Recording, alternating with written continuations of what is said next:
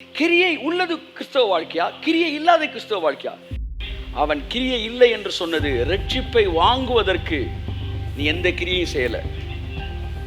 நீ தேவனிடத்துல இருந்து ஆசீர்வாதத்தை வாங்குறதுக்கு நீ எந்த கிரியையும் பண்ணல. நீ இயேசு சொந்த ரட்சகராக ஏற்றுக்கொண்டா, அதனால எந்த கிரியையுமே இல்லாமல் நீ ரட்சிக்கப்பட்ட. ஆனால் ரட்சிக்கப்பட்ட பிறகு நீ அவருடைய அங்கத்தினராய், அவருடைய சபை, அவருடைய சரீரத்தின் அங்கமாய் மாறின பிறகு உன் அளவுக்கு தக்கதாய் நீ கிரியை செய்ய வேண்டும். இன்றைக்கு சபையில் இருக்கிற ஒவ்வொரு மனுஷனும் நானும் என் அளவுக்கு தக்கதாக ராஜ்யத்தை கொண்டு வர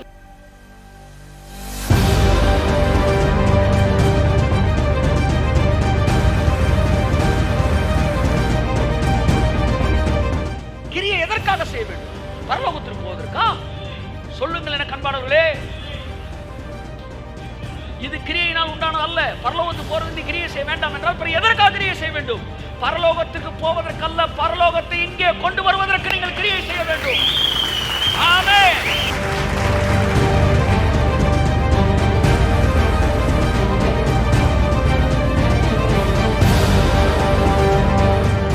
உங்கள் வாழ்க்கையிலே நீ வாயத்திலிருந்து நீங்க ஜெபிக்கிற ஜெபத்திலே வல்லமையான ஜெபம் என்று ஒன்று இருக்கும் என்றால் அந்த 2 வரி ஜெபத்தை உங்களுக்கு சொல்லித் தருகிறேன். உம்முடைய ராஜ்யம் வருவதாக, உம்முடைய சித்தம் செய்யப்படுவதாக என்பதுதான் உங்கள் ஜெபங்களிலே வல்லமையான ஜெபம். கரங்களை தட்டி கர்த்தருக்கு நன்றி சொல்லுவோம். ஆமென்.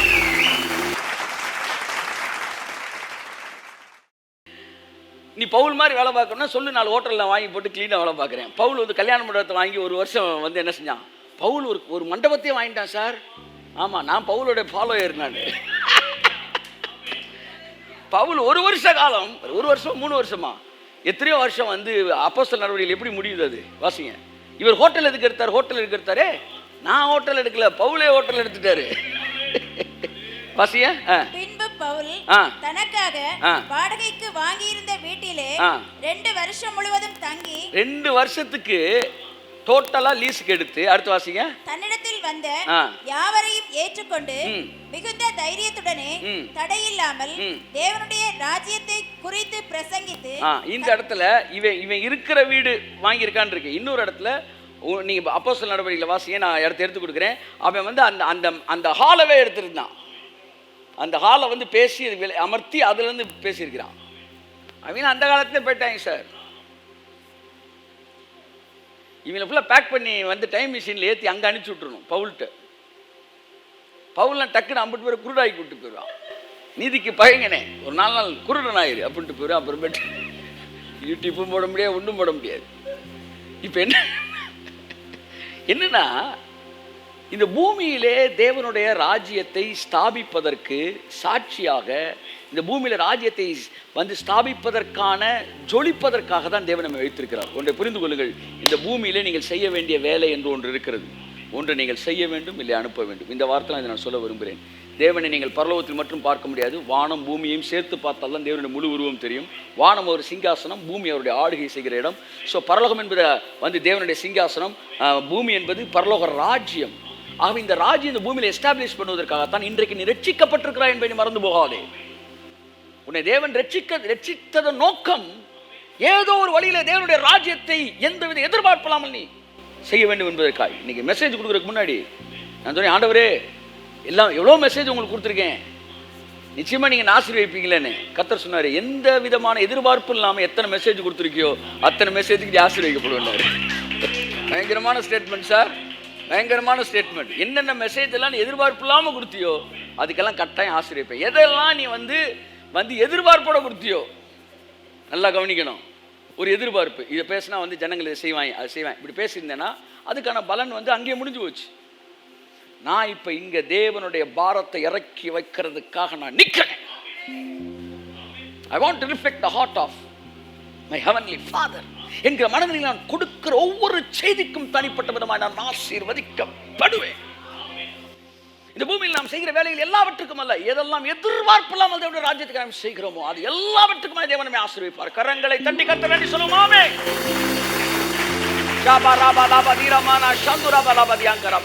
ஒரே ஒரு வசனத்தை பாருங்க, பைபிள் சொல்றது, உன்னதமான தேவன் மனுஷரின் ராஜ்யத்தில் ஆளுகை செய்கிறார். எப்போ தெரியுமா இந்த பூமி வந்து 1000 கால அரசாட்சியை பார்க்குது? உன்னதமான தேவன் மனுஷருடைய ராஜ்யத்தில் ஆளுகை செய்கிறதை இந்த உலகம் பார்க்கும்போது, பரலோகம் இது பூமி எதுன்னு பார்க்கும்போது வித்தியாசமே இல்லாத இடத்துக்கு, பரலோகத்தில் as it is in heaven, பரலோகத்தில் சித்தம் செய்யப்படுகிறது போல இந்த பூமியிலும் தேவனுடைய சித்தம் செய்யப்படுவதாக.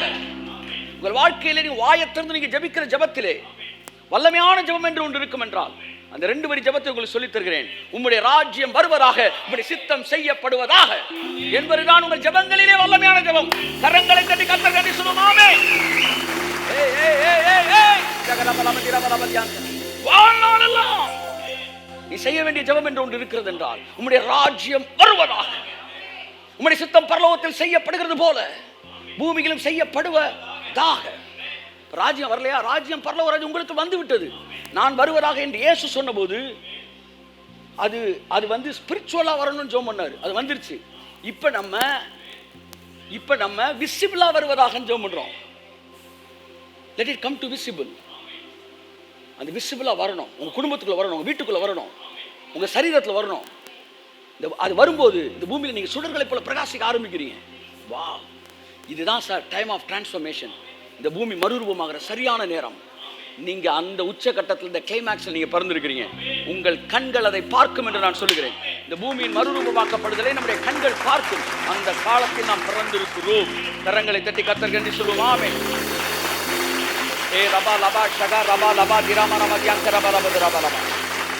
எவனெல்லாம் இந்த பூமியில தேவன் ஆளுகை செய்கிறார் என்பதை, மனுஷனுடைய ராஜ்யத்தில் ஆளுகை செய்கிறார் என்பதை புரியாமல் வாழ்கிறானோ, சார் இந்த உலகம் நமக்கு பாத்திரம் இல்லை சார், நம்ம நேரா வந்து பரலோகத்துக்கு போயிடுவோம் சார்.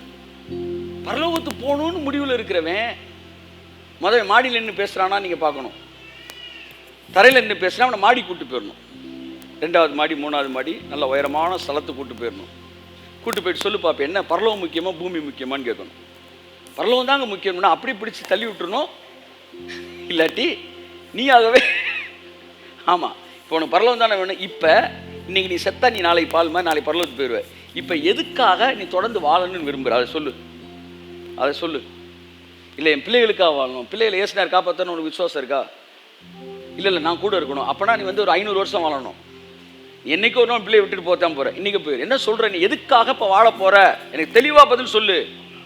நீ ரட்சிக்கப்பட்டுட்ட, அதாவது ஞானஸ்நானம் எடுக்கிறான். நல்லா கவனிங்க. ஒட்டுமொத்த கிறிஸ்தவம் இந்த பூமியை குறித்த வெறுப்பு, பூமியை குறித்த புரிந்து கொள்வது இல்லாத கிறிஸ்தவத்தை பேசுகிறேன். ஞானஸ்நானத்தை முக்கிட்டாங்க, எடுத்துட்டான், எந்திரிச்சு சொன்னா வந்து நிற்கிறான். புது மனுஷன் ஆகிட்டியாப்பா? ஆயிட்டேன். பரலத்துக்கு போ, நீ தகுதி ஆயிட்டேன் சார். இப்போ பரலத்துக்கு போறியா இல்லை பூமியில் வாழ்க்கையான்னு அவன்கிட்ட கேட்கணும். பரலோகத்து தான் சார் போனோம். அப்படியே திரும்ப முக்கிடு,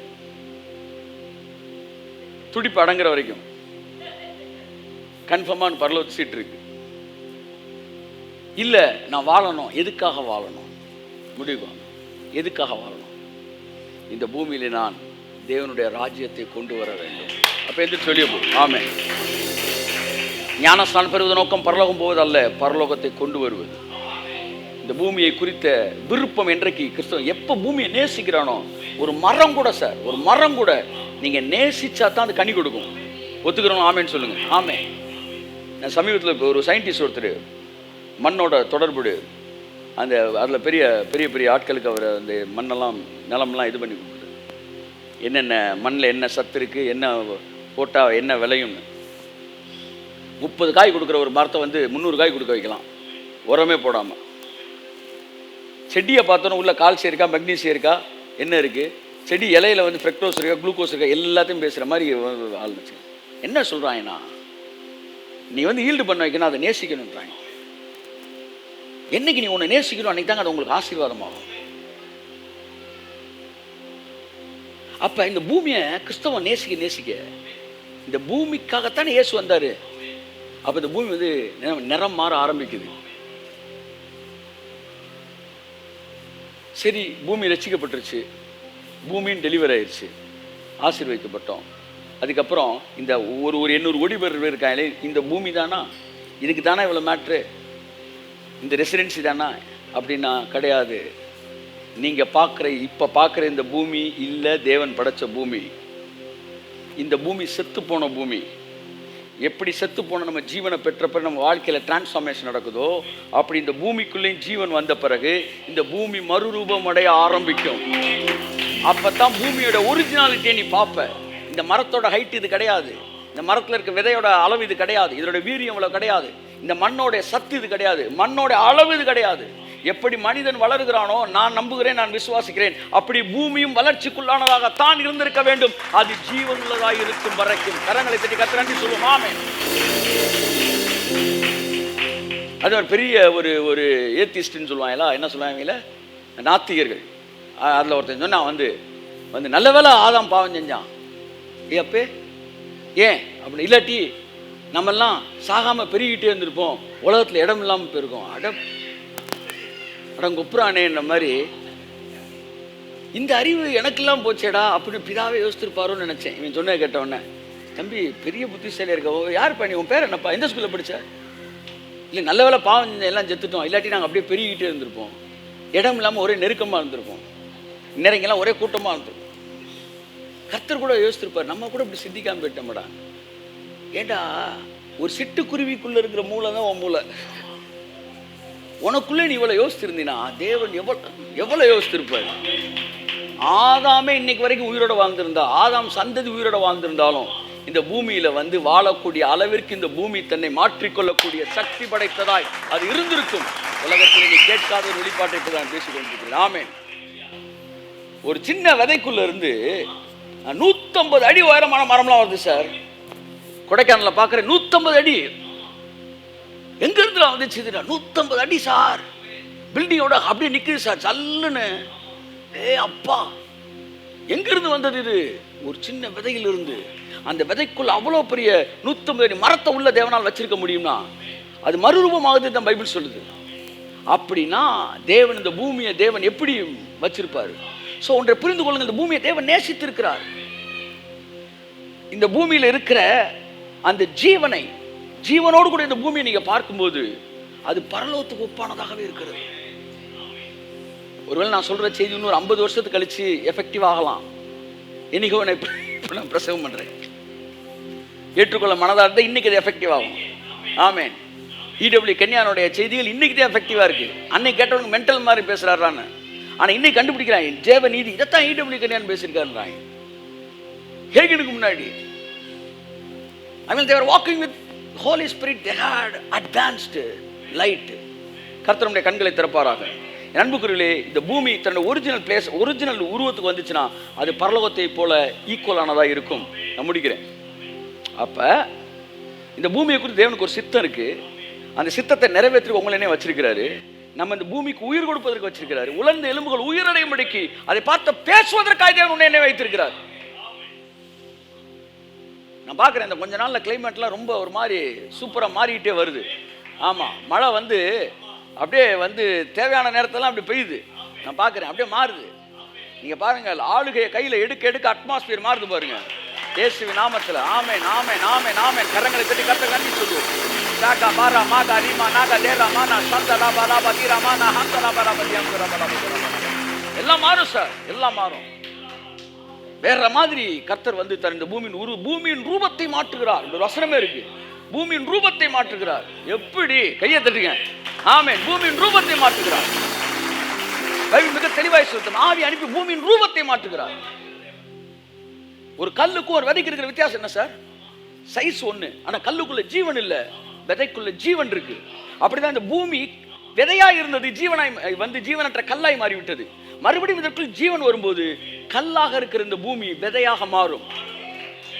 அது தன்னை மாற்றிக்கொள்ளும், உருமாற்றிக் கொள்ளக்கூடியது. ஆமா, 800 கோடி பேர் 80,000 கோடி பேர் வந்தாலும் அப்படி 50 பேர் உள்வாங்கிட்டு நின்றுகிட்டே இருக்கும். கையத்தட்டு. ஆமே. அதாவது நிறைய பேரை நம்ப மாட்டாங்க, பரலோகத்தை விசிட் பண்ண அந்த எக்ஸ்பீரியன்ஸை நம்ப மாட்டாங்க. அதில் ஒரு அமெரிக்காவில் ஒரு ஊழியர் ஹெவன் விசிட் பண்ணவர். அவர் சொல்கிறாரு, அப்போ இயேசு கிறிஸ்து தான் கூப்பிட்டு போகிறாரு. 8 வயசுல இருந்து ஒரு ஹெவன் விசிட்டேஷன். அப்போ ஒரு கவுச்சில் ஒரு சோஃபாவில் உட்காருன்றாராம். அவர் சொல்கிறார், அந்த சோஃபாவில் உட்காந்த உடனே அவர் சொல்கிறார், நம்மலாம் வீடுகளில் சோஃபா சைஸுக்கு ஏற்ற மாதிரி தான் நம்ம அப்படி வளைஞ்சு உட்காருவோம் இப்படி. அதில் உட்காந்தோன்னு சோஃபா அவர் செட்டுக்கு ஏற்ற அப்படியே நிற்கிறான். நீ நிமிந்து உட்காந்தா டக்குன்னு வளைஞ்சு அப்படி முதுகு அப்படி பேக் பண்ண அப்படி சப்போர்ட் பண்ணுது. நீ குடிஞ்சு உட்காந்தா ஜகால் அப்படி ஆகிடுது. இப்படி வந்து அப்படி அணைக்குதான். அவர் சொல்றாரு, என் வாழ்க்கையில் அப்படி ஒரு அணைப்பில் நான் உட்கார்ந்ததே இல்லைங்கன்றான். என்ன சார், அதான் பரலோக வாழ்க்கைன்றாங்க போல. இன்னைக்கு காலையில் நான் வாசித்தேன். அப்பொழுது இயேசு கிறிஸ்து உயிரோடு எழுந்து, அப்போஸ்தலர் 1ஆம் அதிகாரம், உயிரோடு எழுந்து 40 நாள் அளவும் தம்முடைய சீஷர்களுக்கு அவர் தெளிவான திஷ்டாந்தங்களினாலே தம்மை உயிரோடு இருக்கிறவரை காண்பித்தார் சொல்லி அடுத்த சில வசனத்தை சொல்லுது. அவர் அவர்களோடு கூட சாப்பிட்டு கொண்டிருந்த போது அவர்களுக்கு ஒன்றை சொன்னார் அப்படின்னு வருது. அப்போ உயிர் தெழுந்த பிறகும் இவங்களோட உட்காந்து வடை இட்லின்னு என்ன செஞ்சிருக்காரு, சாப்பிட்ருக்காரு. நம்மள என்ன நினைக்கிறோம், ஆவியா தெரிஞ்சாரு, வெண்மேகம் அப்படிலாம் தெரியல. இதே மாதிரி இருந்திருக்கிறாரு. மறுரூபமாக்கப்பட்ட இந்த உடம்பு உங்களுக்கு வரும்போது இந்த பூமிக்குரிய உணவை நீங்கள் புசிக்க கையை தட்டு. ஆமென். அதனாலதான் ஆவி நம்ம நினைச்சப்ப ஆவி இல்லடான்னு சொல்றதுக்கு தான் பொரிச்ச மீனை சாப்பிட்றாரு. அப்போ கூட நான்வெஜ் தான் சாப்பிட்றாரு. ஆமா, கரும்பு கடிச்சாருலாம் கிடையாது. ஆமா, உட்காந்து பொரிச்ச மீனை சாப்பிட்றாரு. அவங்க கூட உணவு இருந்துறாரு. அப்ப அந்த டிரான்ஸ்ஃபார்ம்டு பாடியில வந்து நீங்க வந்து என்ன செய்யலாம், இந்த உலகத்துக்குரிய விஷயங்களை சாப்பிடலாம். ஸோ அப்பவும் அந்த பாய் கடையில் நீங்கள் டீ குடிக்கலாம். நீங்கள் அப்போ வந்து பூமியும் வானம் எப்படி இணைஞ்சிருக்கு பாருங்க, கையை தட்டு. அதான் அங்கே சொல்ல வரேன் நான், அதைத்தான் சொல்ல வரேன் நான். அவர் டிரான்ஸ்ஃபார்ம் ஆகிட்டாரு, பரலோகத்துக்குரிய மேனி அவருக்கு வந்து வருது. ஆனாலும் பூமிக்குரிய சாப்பாடு அவர் சாப்பிட்றாருன்னா it can be merged with each other. சரி, இதெல்லாம் எதுக்கு சொல்கிறீங்க? இந்த பூமியை குறித்து தேவனுக்கு ஒரு நோக்கம் இருக்குது. எது பூமியில் கடந்து போகிற பாதையல்ல பூமி.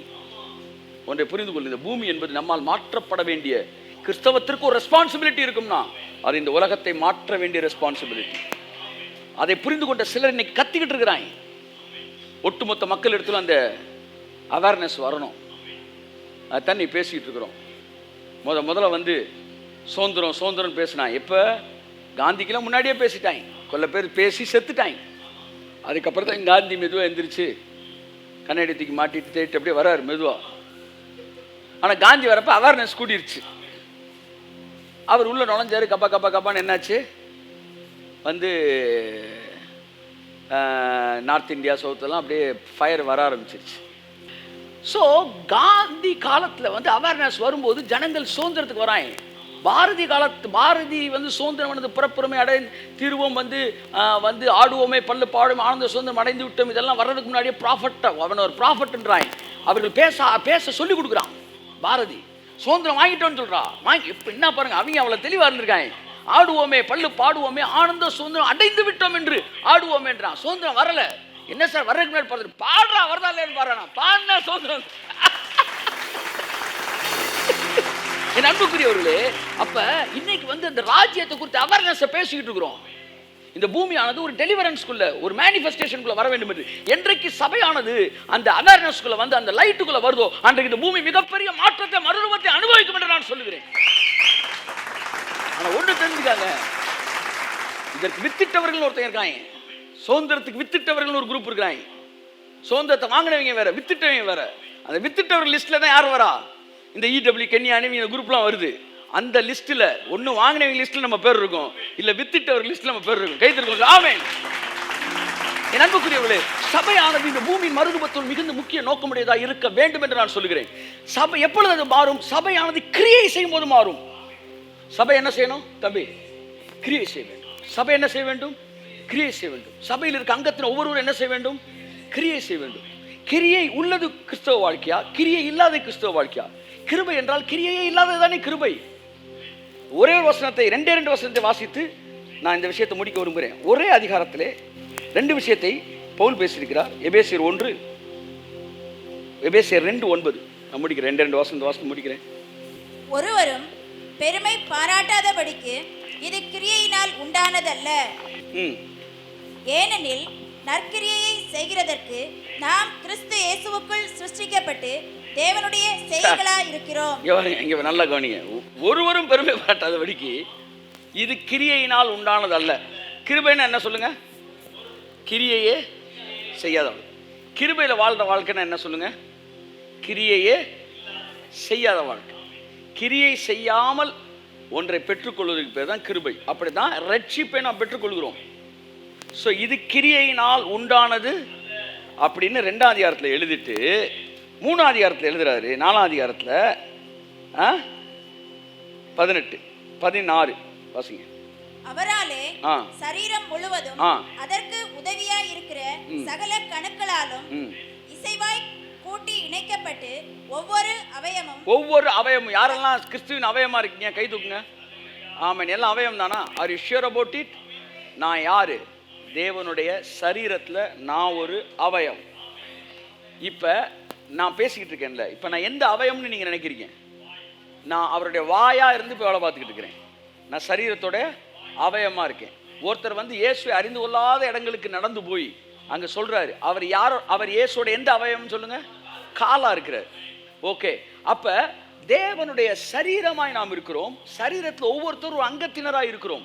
நம்ம அந்த சரீர அங்கங்களாகிய நாம் எல்லோரும் என்ன செய்யணுமா? வாசிங்க. ஒவ்வொரு அவயவமும் தன் அளவுக்கு தக்கதாய் தன் அளவுக்கு தக்கதாய் கிரியை செய்கிறபடியே. அப்ப நல்லா கவனிங்க. ஒவ்வொரு அவயவமும், எல்லாம் சொல்லுங்க, சத்தமா சொல்லுங்க, அதான் மெசேஜ். எல்லாம் சொல்லுங்க. ஒவ்வொரு அவயவமும் தன் அளவுக்கு தக்கதாய் கிரியை செய்ய வேண்டும். கைத்தட்டுங்க. ஆமென். 1ஆம் அதிகாரம் 9ஆம் வசனம் என்ன சொல்லுது? இது கிரியையினால் உண்டானது அல்ல. ஒரு அதிகாரத்துக்கு முன்னாடி என்ன எழுதுறான்? கிரியையே கிடையாதுயா அப்படின்றான். அடுத்த அதிகாரத்தை என்ன சொல்றான்? சார் கிரியை ரொம்ப முக்கியம் சார் அப்படின்றான். So I hope that you might have understood it. நீங்கள் இதை புரிந்திருப்பீர்கள் என்று நம்புகிறேன். அவன் கிரியை இல்லை என்று சொன்னது ரட்சிப்பை வாங்குவதற்கு நீ எந்த கிரியையும் செய்யலை. நீ தேவனிடத்துல இருந்து ஆசீர்வாதத்தை வாங்குறதுக்கு நீ எந்த கிரியையும் பண்ணல. நீ இயேசு சொந்த ரட்சகராக ஏற்றுக்கொண்டா, அதனால் எந்த கிரியையுமே இல்லாமல் நீ ரட்சிக்கப்பட்ட. ஆனால் ரட்சிக்கப்பட்ட பிறகு நீ அவருடைய அங்கத்தினராய், அவருடைய சபை, அவருடைய சரீரத்தின் அங்கமாய் மாறின பிறகு உன் அளவுக்கு தக்கதாய் நீ கிரியை செய்ய வேண்டும். இன்றைக்கு சபையில் இருக்கிற ஒவ்வொரு மனுஷனும் நானும் என் அளவுக்கு தக்கதாக ராஜ்யத்தை கொண்டு வரதுக்கு கிரியை செய்யணும். சொல்லுங்களேன், பரலோகத்துக்கு போகிறது கிரியை செய்யணுமா? இல்லை, நல்லா கவனிங்க. நீங்கள் பரலோகத்திற்கு போவதற்கு ஒன்றும் செய்ய வேண்டியதில்லை.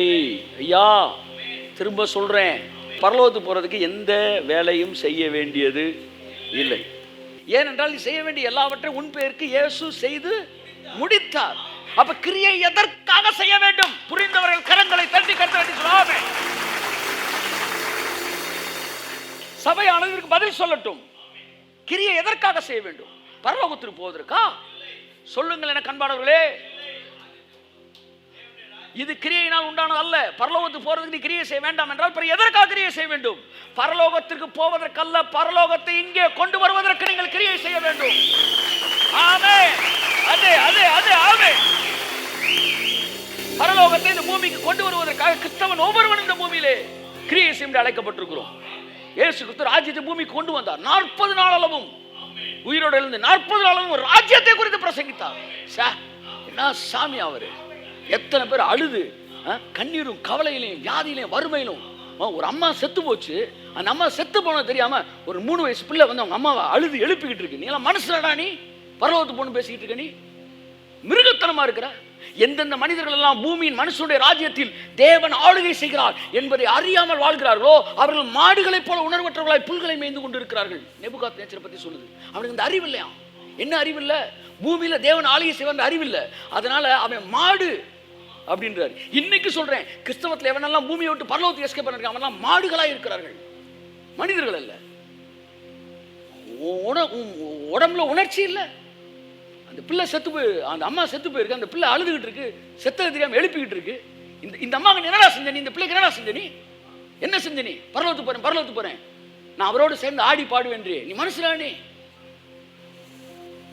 என்றைக்கு இந்த பூமிக்கு பரலோக ராஜ்யம் கடந்து வருகிறதோ அன்றைக்கு இந்த அவலங்கள் நின்று போகும் என்று நான் சொல்கிறேன். அதற்காகத்தான் உன்னை என்ன இயேசு ரட்சித்தார். உன்னை என்ன இயேசு ரட்சித்ததற்கு நோக்கம் இந்த கண்ணீரை நிறுத்துவது, கவலையை மாற்றுவது, துக்கங்களை நீக்குவது, வியாதிகளை சுகப்படுத்துவது, எல்லாவற்றையும் மாற்றுவதற்கு தான் தேவன் நம்மை அழைத்திருக்கிறார். பரலோகத்துக்கு எஸ்கேப் ஆகிறதுக்கு இல்லை. நாங்கள் தெரிந்து கொள்ளப்பட்டவர்கள். எதற்காக? இந்த பூமியை மாற்றுவதற்காக. எந்தவித நோக்கம் கிடையாது. காலையிலிருந்து சாயந்தரம் வரைக்கும் அவன் செஞ்ச பாவத்துக்கு அழுகிறது, திரும்ப போயிட்டு வந்து அடுத்த வாரம் வந்து அழுகிறது. எதுக்கு? எல்லாம் பரலோகத்துக்கு போற அழுதுருக்காங்க. பரலோகத்துக்கு போறதுக்கு நீ ஒன்றும் பண்ண வேண்டாம், எல்லாத்தையும் இயேசு முடிச்சிட்டாரு. பூமியிலே சமாதானம் உண்டாயிருச்சு. அதாவது பரலோகத்துக்கும் பூமிக்கு சமாதானம் முடிஞ்சிருச்சு. இயேசு பறக்கும் போதே இது எஸ்டாப்ளிஷ் ஆயிருச்சு. இப்ப பூமிக்குள்ள சமாதானத்தை கொண்டு செல்வதான் உனக்கு எனக்கு வேலை. வாழ்க்கையில் ஒரே ஒரு நோக்கம் இருக்கும் என்றால், ஏன் தேவநீதியை பேசுறீங்க? ஏன் தேவநீதியை பேசுறீங்க? இனிமே இந்த நீதிக்காக அழுதே வாழ்க்கையை ஓட்டாத. இது முடிஞ்சிருச்சு. நீ தேவநீதியை பெற்றுக்கொண்டாய். இந்த உலகத்தை மாற்றக்கூடிய முக்கியமான பொறுப்புகளில் நீ இருக்கிறாய் என்பதை புரிந்து கொள்ளுங்கள்.